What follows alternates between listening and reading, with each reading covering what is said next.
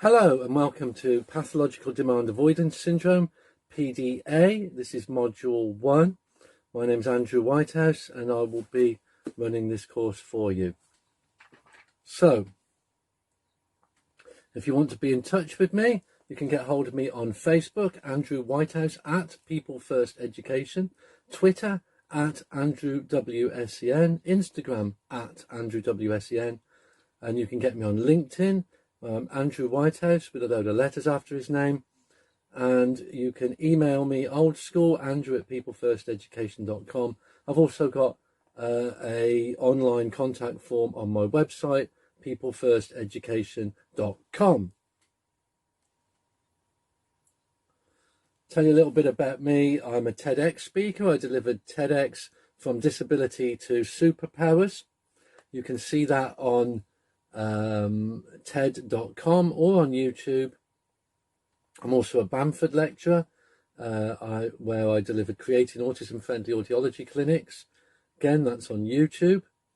I'm a hearing ambassador, a forensic special educational needs and disability consultant. That means I work in the courts on SEND and related court cases as an independent and impartial expert witness, and I provide short courses at Bishop Grosseteste University and the University of Lincoln and many other places up and down the country. So you're in safe hands. I will say that my work is predominantly boots on the ground work, although I do a lot of conferences. I speak at a lot of conferences and I do a lot of training. I'm also very much a practitioner and I deliver observations, reports and recommendations, etc. for individuals and groups. So you are in safe hands, and as I say, I am a practitioner. If you want to be in touch with me following this workshop, always very pleased to hear from you. Right, let's get to the serious stuff now. Here's Laurel and Hardy. Laurel and Hardy are on the screen there. So what's going on with Laurel and Hardy? If you don't know them, Stan Laurel is the gentleman on the left and Oliver Hardy is the gentleman on the right. They're involved in a custard pie fight and Ollie is throwing the custard pies and Stan is handing him more custard pies and being strategic about his advice. Who thinks, how many people out there believe their life to be one long custard pie fight? You're dealing with an issue in school and everybody's getting wound up. Everybody's getting involved, and actually all that really happens is everybody gets covered in custard pies. It's really not an effective strategy. And so we're going to look at some methods to avoid the custard pie fight today. We're going to look at ways of dealing with the child's needs rather than having multiple confrontations with that child. So sit back, leave the driving to me, and let's see what happens. A thought. Education would be so much more effective if its purpose were to ensure that by the time they leave school, every boy and girl should know how much they don't know and be imbued with a lifelong desire to know it.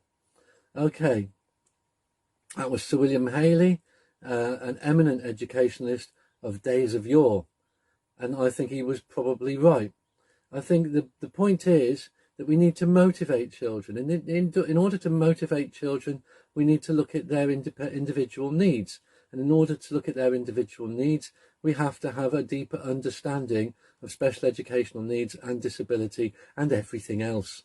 And so what we're going to be looking at now, today, is the individual needs of people with PDA and addressing those.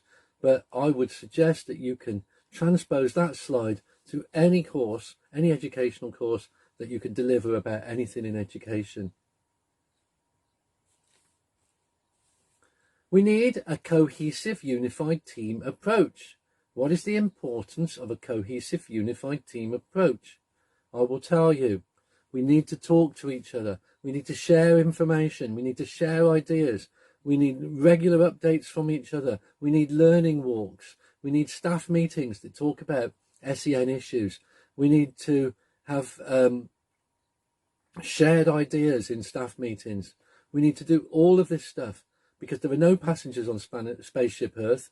We're all crew and we need to help each other. Well, there's no passengers in the average primary or secondary school either. And, you know, we do know everybody has their examples of people that maybe aren't exactly doing everything. That happens in every industry. But if we share, we can make everybody's life a little bit easier. And so get that information out, especially if you know something that's worked for a child. Share with someone else. Share with your whole team. Let's look at the law. Legislation, law and Ofsted. The Equality Act 2010 said that we have to make reasonable, proportionate and appropriate adjustments. That means meeting the needs of children by making adjustments, by creating a level playing field. Are you doing that? That's really important. But what is a reasonable adjustment? A reasonable adjustment is just that. It's being reasonable. It's not by, you know, we don't have to take the roof off. We don't have to, you know, I can't think of anything, but it's about reasonable adjustment. How do you know what a reasonable adjustment is? You know what a reasonable adjustment is by talking to the parents, speaking to the families and the caregivers and finding out what meets their needs, what we can all come to an agreement on. I see so many situations where something that's been fine for a child in one school has not been fine in another school. The exact same interventions, purely because there was no conversation and there was no negotiation there. So reasonable adjustments, level playing field. Ofsted. To be good in Ofsted, you have to meet the needs, interests, aspirations of individuals and groups of individuals. Well, that's good. What I will say about that is that it has slightly changed. The wording has slightly changed in the new Ofsted framework. I have delivered on the new Ofsted framework twice now, once in Liverpool and once in Manchester. And although I am very au fait with the Ofsted guidelines and the new Ofsted framework, I can't remember the exact wording that it's been changed to. But I will say, having spoken to a lead inspector, that although the wording has changed, the general message is pretty much the same thing. To be good, you have to do what's right for those individuals. The SEND Reform Bill of 2014 is another document that we need to look at. And it's a pretty easy to read document. You all should read it. I'm often quite surprised about the amount of people who haven't read it or have not been on some training. I know that when it came out, I was delivering a heck of a lot of training on this. Having said that, last summer, 2019, I did find myself being called into a school to deliver that training. And the wording on the SEN Code of Practice 2014 SEN Reform Bill is may have special educational needs. This was a real game changer. Basically, the child does not need to have a diagnosis of anything. That child simply has to be presenting in a certain way. So if I think you are autistic or ADHD and I've got good evidence to say that, to back that up, then I have to put the interventions in place. So this is really important stuff. The other thing you need to know is that in addition to may have SEN rather than a diagnosis, the teacher is fully responsible for that child during their lessons and care time. So, for example, in a primary school, a teacher is pretty much responsible for their class all of the time. In a secondary school, if it's a geography lesson, the geography teacher is responsible for the period of that geography lesson. And so the teacher is responsible. So if you send a group out in a nurture group or a support group or whatever it may be, you know, the teacher is still responsible. You can delegate, of course you can delegate, but you remain responsible. So a couple of game changers there worth looking at. So what are we going to be talking about over these 4 modules? Well, you will know if you've been on anything that I've done before, I like to start with the technical side. I like to get the get the bonnet up and get into the engine and see what's going on in there. And so the very first thing we do on any of my workshops is, what is it? So this one is, what is pathological demand avoidance? How does it work? When we dig a little bit deeper, we find that we need to find out what autism is. What is an ASD? That's crucial to finding out what PDA is. Who is affected by PDA? Who does it affect? Where does it crop up? And then we want to look at the child as a learner, what impacts that has as a child as a learner. The key features of PDA, which we're going to be looking at in just a few moments, some of them, where ADHD, PDA and autism all meet up, and how to separate them, but how to accept that they may be part of each other. Control, major issue in PDA is control, so we want to be looking at control, how to help, strategy and making a plan. And that's the very last thing you're going to be doing. And within that, we're going to have a range of directed tasks and workshop activities and homework things as well. Gosh, who's having fun? I'm having fun. This is something that I wrote on a train a few years ago. I've had my two best flashes of inspirations on a train. This is one of them. The other one was a marking policy that I wrote. If you are looking at the dyslexia workshop, that will be part of that. Behaviour management is not about dealing with issues as they arise. Behaviour management is about avoiding those issues in the first place. In other words, if you just deal with whatever crops up, you are never ever going to make it forwards. You're just going to be always firefighting. The best thing you can do is find out what bothers that child, what gives them stress, anxiety, and avoid those issues in the first place. I'm going to mention now that one of the major issues I've said is control in PDA, and one of the best things you can do for a person with PDA is put them in control if it is safe and sensible to do so. If it is not safe and sensible to do so, then make them think they're in control. That's a really good one. I'm going to look at that in a bit more detail in a moment and give you a nice example from my own grandparents. If you deal with those issues as they arise, you will not reduce the number of incidents. Of course you won't. Again, just firefighting. Everything that crops up, you beat it down, it comes back again. If you avoid the incidents by understanding the impairments and triggers, you will significantly reduce challenging behaviour. So, what's going on in PDA? Let's have a look. There's just a few here. So it's a type of autism. We can use social strategies to help people deal with things. Appears social but lacks understanding. Well, that's a great one. You can plug a gap there, can't you, with your visual stories and your social stories. Anxiety-led, need to be in control. So if we can pull out, if we can put that in control in place, then we can take out the anxiety. That would make sense, wouldn't it? Extreme mood swings, often switching suddenly. That's quite interesting in itself. If you know that's going to happen, you can expect it. You can plan for it. Difficulty is expressing empathy. Comfortable in role play and pretend. That's an interesting one, isn't it? So if we know that's something they like, we can do more of that. Obsessive behaviour, often focused on people and things. Impulsive behaviour. So maybe they're not responsible for some of the things they've done. And resisting or avoiding the ordinary demands of life. And I'm just going to look. This one came from... I can't read it, but if you want to know where you can look into that more, get in touch with me and I'll get on a screen where I can see that a little bit easier. So, what is PDA? Let's dig that little bit deeper.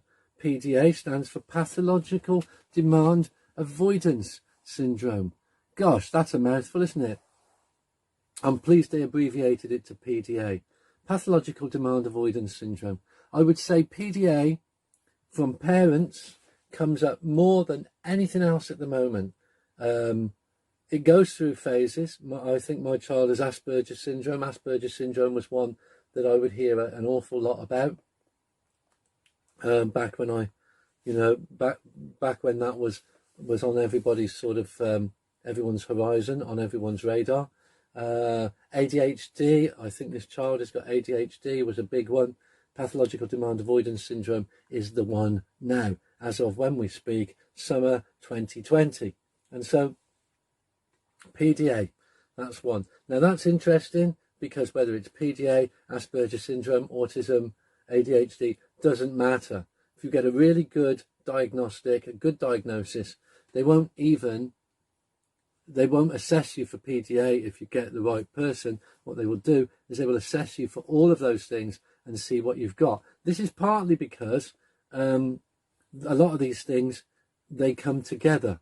And so a lot of these things come together. And so, you know, if we assess for one, that's all you're going to find. If we assess for everything, you're going to find all sorts of information. Okay? And that's particularly interesting myself, as I'm a diagnosed ADHD. There is nothing else in there. I'm a pure blood. Okay. So it's a type of autism. So what does that mean? That means that this person is going to have these 4 areas of diversity that we need to be considering. And those 4 areas of diversity are communication difficulties. We know in autism that communication needs to be literal, needs to be explicit. It's probably best done visually. That if you talk too much, they might not process all that information.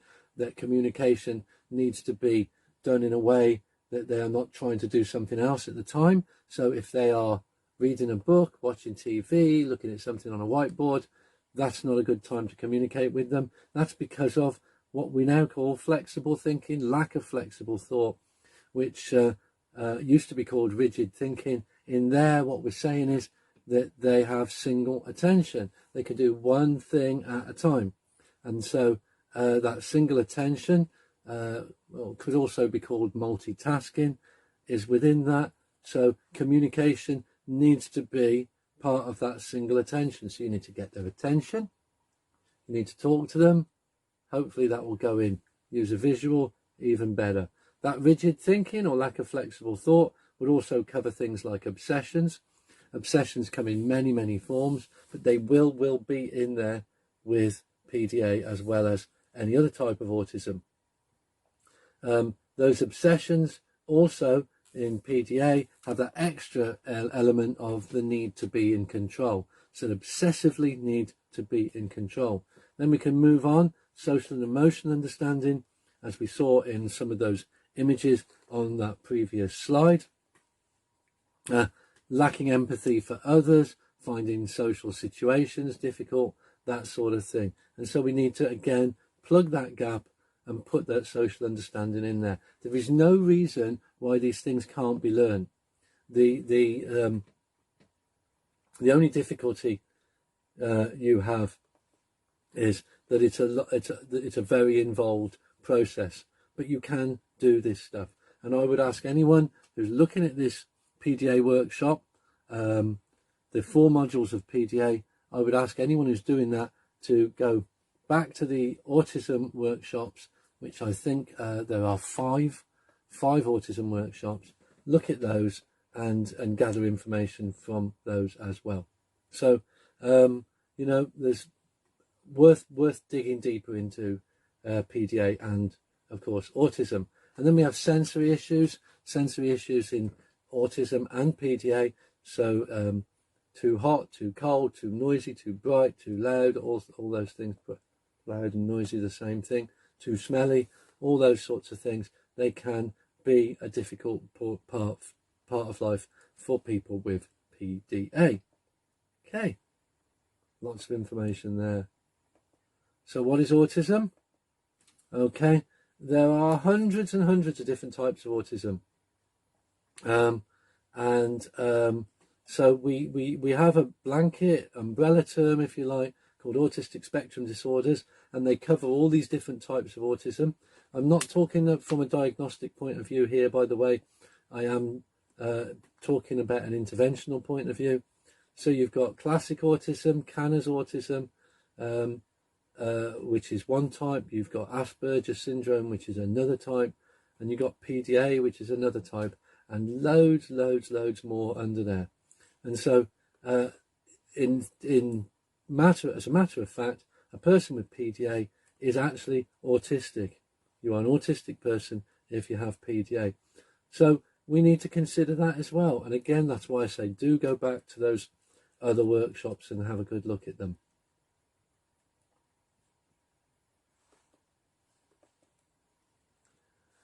So, autism, Asperger's syndrome and PDA. There are different elements of each one that come under their individual. So we've got the umbrella of autistic spectrum disorder, and then we've got little umbrellas that cover all these different types of autism. So classic autism, or Kanner's autism, is defined by being less verbal. So they have all the other traits, but they're less verbal. They tend to be less social if people with classic autism. So there's a lovely saying, people with autism, people with Asperger's syndrome want to be your friend but don't know how. People with autism just don't want to be your friend. It's not 100% accurate, but it is a guideline.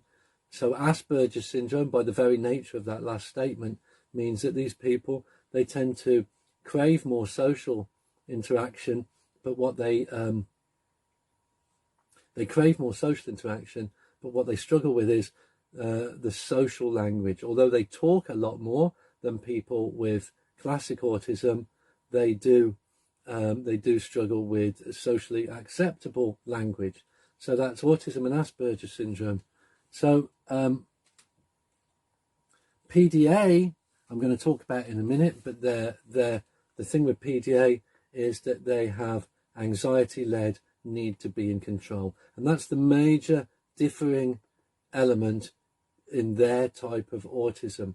So we could look at what is Asperger's syndrome and how is it different from autism.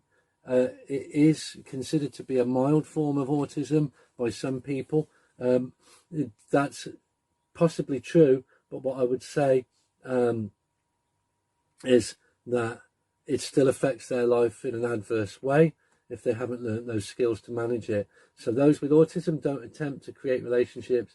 People with Asperger's syndrome do try to have interaction with others, but they'll often get it wrong, and they'll often upset people or offend people. And again, we need lots of social interaction to help them not get it wrong.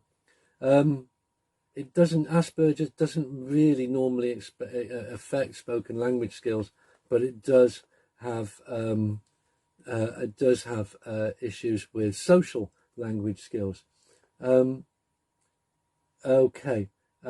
with autism are very much they will be recognised a lot earlier, and it can also affect motor skills and several other areas of life and learning. I've put this little bit up for you. I think it's worth having a look at.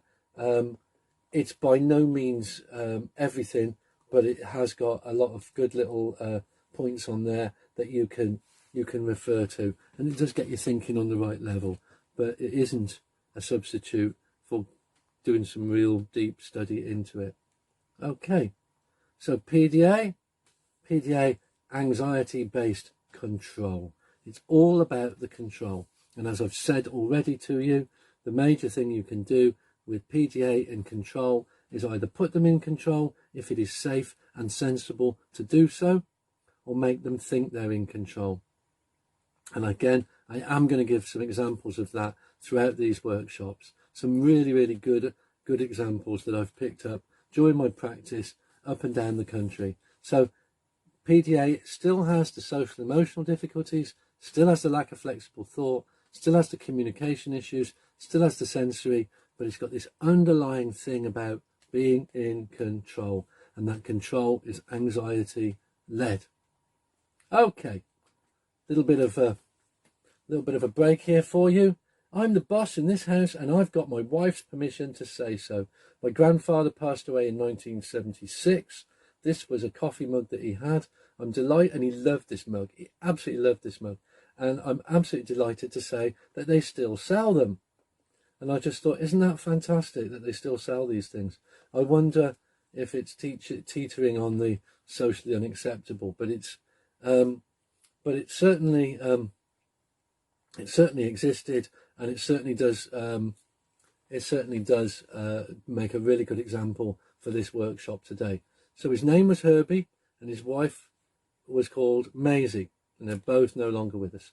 But Herbie had this mug, and if ever a mug was accurate, this was the mug. Maisie was quite a powerful lady. She was very domineering. She was a very nice person, very kind person, very loving person, but she liked to be in control. So Herbie was aware of this, and he allowed her to be in control. I'll say allowed her, sounds sexist. This is not a gender issue, this is just a people issue. He was happy for that to happen. He was happy for him to fulfill his roles, and he was happy for her to be in control. So what I want to know is, was Herbie a happy man or an unhappy man? What I'm hoping is you've looked at that and you've gone, he's a happy man. Yeah, well, I would agree with that. Everything was running smoothly, like clockwork, in his home, and his wife Maisie would be in control of everything, or certainly thought she did. He was like the swan, very very graceful on the surface, but very busy underneath, and so he would allow that to happen, and that made her happy. When she's happy, he's happy. That's relationships. And so what I would say to you is, what I say on a lot of these courses, if I remember to, of course, is you need a bit more Herbie in your life. You need a bit more Herbie in your life. Think about it from the point of view as a teacher. If you're a teacher and you've got a child that needs to be in control, and if they're in control, they're bothering nobody, and they're just being the way that they are, fantastic. Everybody's happy. If you try to fight that, that's when the problems start. And I do get education professionals say to me, oh, we can soon wean them off this, and well, good luck with that, because actually I don't think you will. And the other thing is, it's a lifelong condition. So really is worth accepting that control and working with it rather than working against it.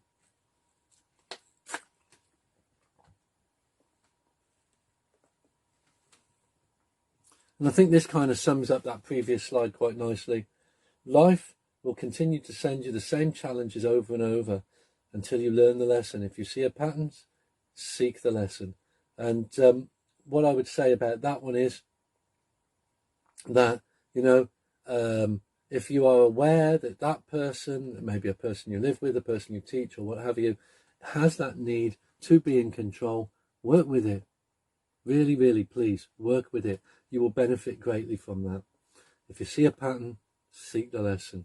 And if you see yourself getting into lots and lots of squabbles and arguments and things like that, then obviously, try to work away from that.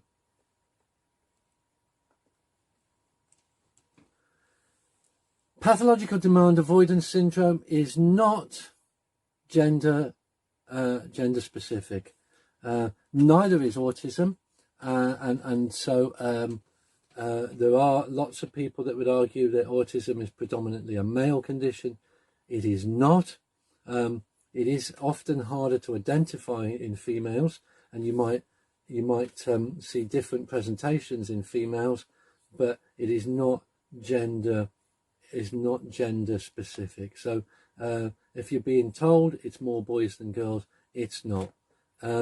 What it is, and you can again refer back to the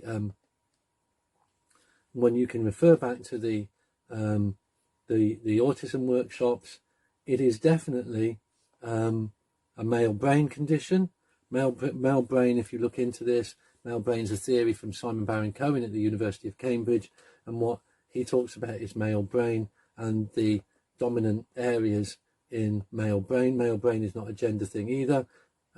Male brain is a type of processing, and what he argues is that more males are male brained than females, but it doesn't affect sexuality or gender in any other way. And the major characteristics of male brain is explicit behaviour, the inability to have divided attention, so that's the rigid thinking again, and that they are visual as opposed to auditory verbal. And so Simon Baron-Cohen argues that all autistic people are male brained. In fact, he calls it extreme male brain, so an extreme version of the male brain. And so therefore we have to consider those interventions. So those interventions, again, just so as you know, explicit language, tell them what to do, not what not to do. I need this, not I don't need that. Because if you say that, they don't know what you do need. So be really clear, using your visuals, and don't ask them to multitask or use divided attention. So lots and lots to be thinking about there in the male brain theory. So something to look into. And again, if you want to look at that, that's all in the early first 2 modules of the autism workshops. So what I'm going to do now is I would like to do a little directed task with you. So I'm going to say to you, we know it affects boys and girls equally. Who out there has any experience of girls with PDA? So I'd love you to have a little chat about that with each other, and then we will pause and we will start up again. So let's pause now. On you go. Who has any experience of girls with PDA?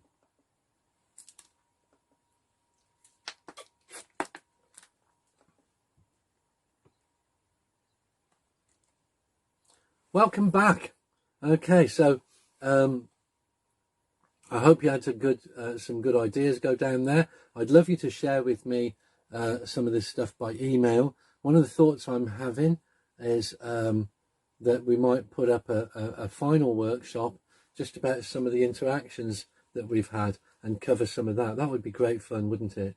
And so I'll look into putting that together for you, because you know, you're out there having fantastic ideas and then emailing them to me, but let's get it so that everybody gets to share it.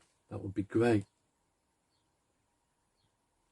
Anxiety-driven need to be in control. Some powerful words in that sentence, aren't there? Anxiety-driven. God, anxiety-driven. Makes me think of Walter White. If you ever watched Breaking Bad, when Walter White would be driving the car. If you've not seen Breaking Bad, really, it's just wonderful. It's the best television I've ever seen. But he's there, desperately driving 120 miles an hour because he has to be there. Or in another town, his wife's giving birth and he's going to try and get back to that as well. And, you know, anxiety-driven need. Not desire, need. Anxiety-driven need to be in the state of control. Unbelievable, isn't it? If you think of that child being like that, and if you're aware of Walter White and his shenanigans, then really you'll get the idea that it is a need. It is not. It's not a will; it's a capacity. Explosive reaction if things go wrong. Explosive reaction if things go wrong. Low self-esteem. And then this lovely one here, desires to have friends, then sabotages. And I suppose, you know, we've all seen those friendship groups where there's 2 or 3 children and they play on the playground, but there's always 2 picking on one of them. There's always one is the alpha child, and it sort of goes around in takes it in turns. But in PDA, it will always be that child making those decisions. Desires to have friends, but then sabotages. Okay.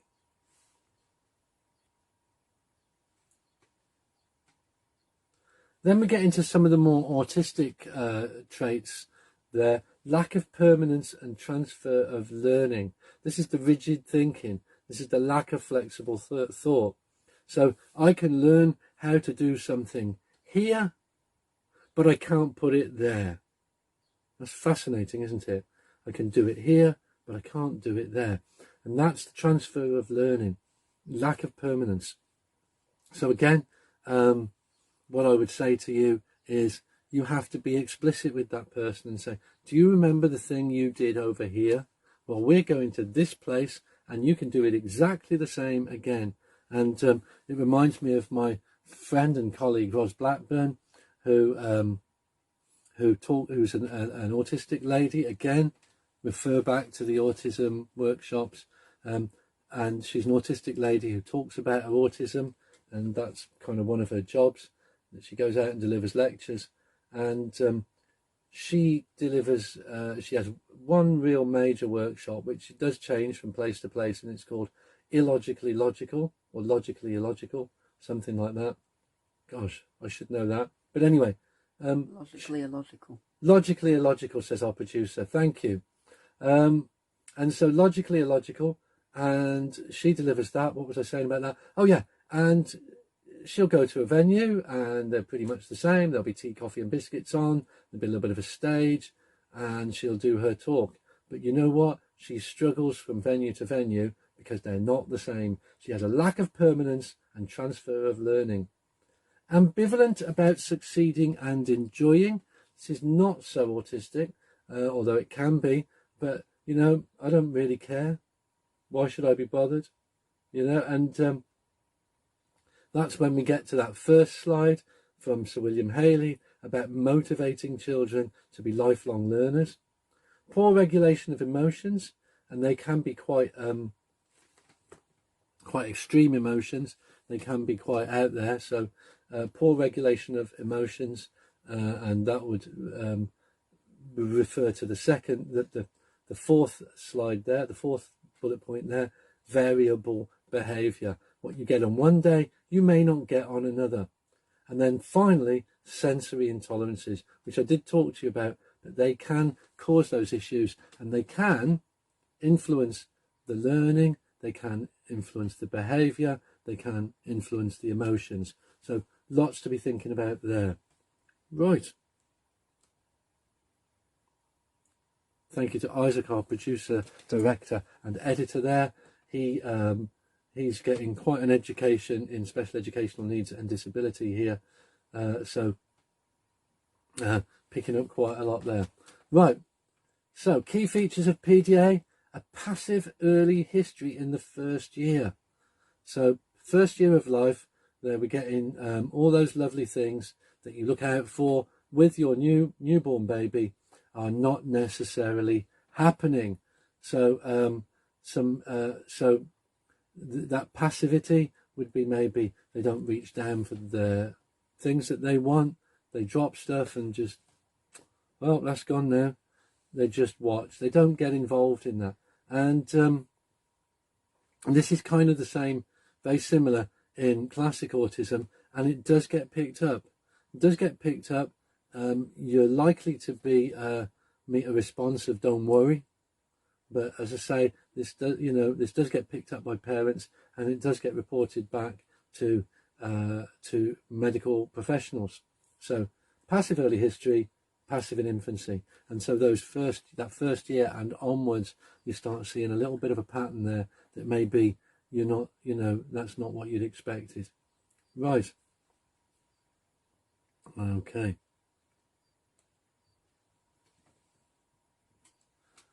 Resistance and avoidance of the ordinary demands of life. Yeah, this is not the big things. This is the little things. This is everything. The ordinary demands of life. And so you might ask a child to brush their teeth, put their shoes on, help with the putting the crockery away, all these different things. And these are the things that actually will cause huge problems for that child. So the ordinary demands of life. You ask the big things, you can imagine it's magnified, but it's not just the big things, it's the little things as well. They will not just say no. So it says here, resist demands using at least one manipulative strategy. Okay, resisting demands using one manipulative strategy. I'm sorry, I've got a homework to do. I need the toilet. Mummy said I needed to do this. Oh, the phone's ringing. I need revision. All these kind of things. So it's not a straightforward refusal. It's not ignoring. It's not social withdrawal. It is really very manipulative strategies. The one that I see a lot, and any parents watching this will know this. In fact, one of my children has actually done this to me today. Is when I say, "But I told you." So what happened with me was we were filming one of these courses, and I told my children that Daddy's going to go and film a course now. So if you could keep it quiet just for an hour, You know, it's a nice big house. They can go somewhere else. And halfway through, two of them start fighting. So I have to stop the workshop and go back and have a little word with them and get them to stop. But you never told me you were filming. But I did. I did tell you. No, you never. But I did. And you start doubting your own sanity. And when I tell people about this, I work in a parent group once a month on a Friday morning. And when I tell people about this, the parents are going, oh, yeah, it's not just me then. That's a big one. And so it's very, very manipulative. So normal expectations cause intolerable pressure, and they obsessively, actively avoid these expectations. Okay, let's get myself a little bit more water while we put something up here. Oh, this is good. So I have a YouTube channel of variable quality. But this is one of the few videos that I share on my YouTube channel. And so I'd love you to have a little look at it. If you've got the electronic copy, the electronic PDF copy, you should be able to just click straight onto that, and that'll take you through. And it is a short video about pathological demand avoidance syndrome. So let's pause now, let you watch it. And for those who are not able to watch it now, check it out a bit later. And check it out a bit later when you've got a little bit of time on your hands. So, and if you can't access it now, you can either search for it, Andrew Whitehouse Pathological Demand Avoidance, or you can drop me an email or something and I will make sure you get it. So, let's pause now, watch the video.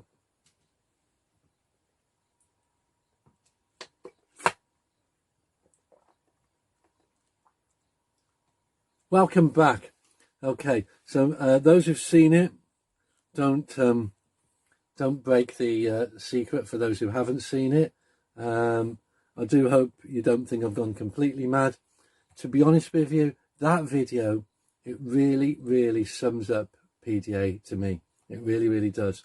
What's interesting is I'm being careful not to give away the secret of the video for those who haven't seen it, but when we get towards the end and the fella says, or me, says, I'm not doing it, what's absolutely fascinating about that is quite often people with PDA will say, I'm not doing it.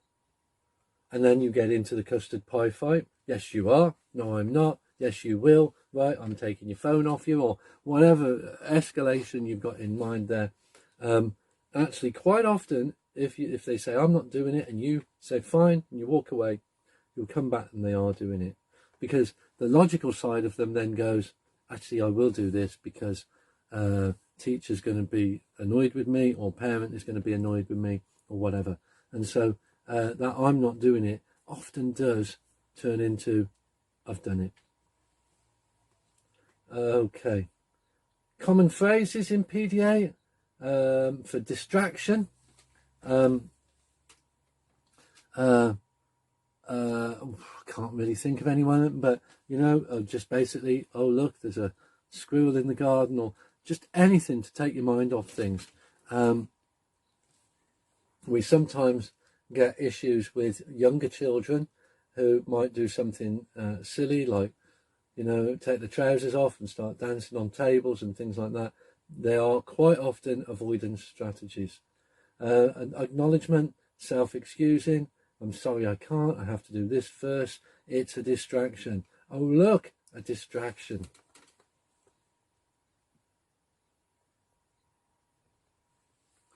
Other physical incapacitation is another one. So you'll ask them to do something, and they'll just not doing it, and there's nothing you can do with them. Take off their clothes, as I said earlier, is one. Being too tired, I just can't stay awake. You know, I'm not going to do it. Using fantasy strategies. I'm a pig. Pigs don't do dishes. That was my youngest daughter did that one. I got a book through the post. Very interesting book. Teaching children how to clean. Gosh, I wish I knew where that'd gone. It was a very funny little book. And It wasn't supposed to be funny, by the way. It was supposed to be in an academic text, but it was so deluded. But anyway, at 4 years old, a child is supposed to be able to empty a dishwasher. So I called my 4-year-old, as she was at the time, and she came in dressed as a pig. I said, can you help with emptying the dishwasher? This book says you're able to do it. And she said, I'm a pig. Pigs don't do dishes. And so, you know, another one, Dolly is tired, so I can't. Sabotaging conversations, humming, mimicking, leading to screaming, spitting, etc.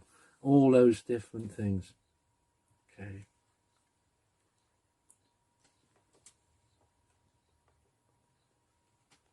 That's the same one again, but underneath it, this is like in classic autism, babbling, stringing words together nonsensically, making silly noises.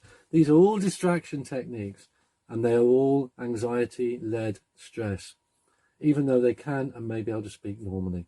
So they're, you know, it's fascinating, really, all the different anxiety and stress things that go on.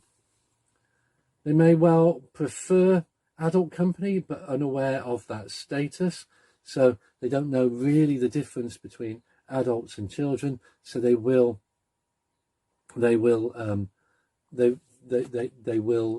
interact as though they're children, and they're unaware of the social hierarchy. Their poor social skills when they're interacting with other children. One of those poor social skills may be that they're not able to initiate friendship, initiate play. And so that's another area where they'll find difficulties. Social ability when they're interacting with adults might be a little bit too over-friendly, and the child seeks interaction with adults more than most children. And so this is common throughout all types of autism. They may show less sociability in groups or towards other children. And again, one of the major sort of, it's not in the diagnostic, but one of the major presentations of autism is that awkwardness in groups, and they don't enjoy being with groups. A few others to be thinking about is mood swings, switching between love and hate, or showing both at the same time, switching between timid and rude, hugging their mother while saying I hate you in a pleasant voice, demanding mother's presence, and then aggressing her when she comes, when she gives that presence.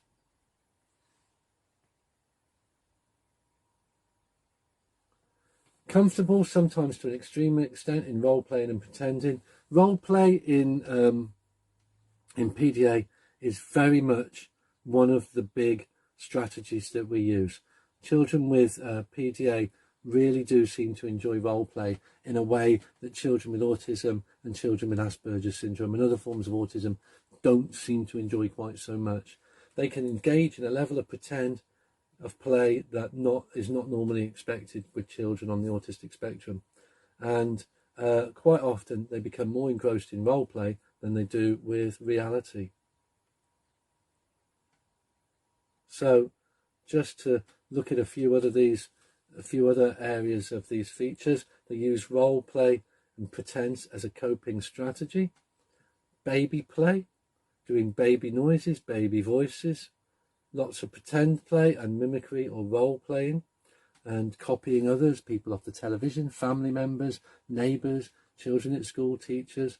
And they pretend play often more than other children their age, and they do tend to be doing more of this. This is a world that they can control, and that's why role play is really important to these children. They often treat pretend play very seriously, as if it's real, and different personas for different situations. And so I have come across this in PDA, where one child, I'm going to change his name, so let's call him Edward and Eddie. Edward was always getting into trouble, and Eddie wasn't very happy with Edward, and so if you were speaking to Eddie, you know you were going to get a good response. And this was role play, and acting out roles such as being a teacher, being a disabled person in social interaction, doing unusual things. Some identity issues, never feeling embarrassed, doesn't seem to know that they're a child. Some slightly unusual ones, but confused by mirrors and shadows. This is a processing thing, treating multiple people as if they're one, the class, the boys, the group, etc.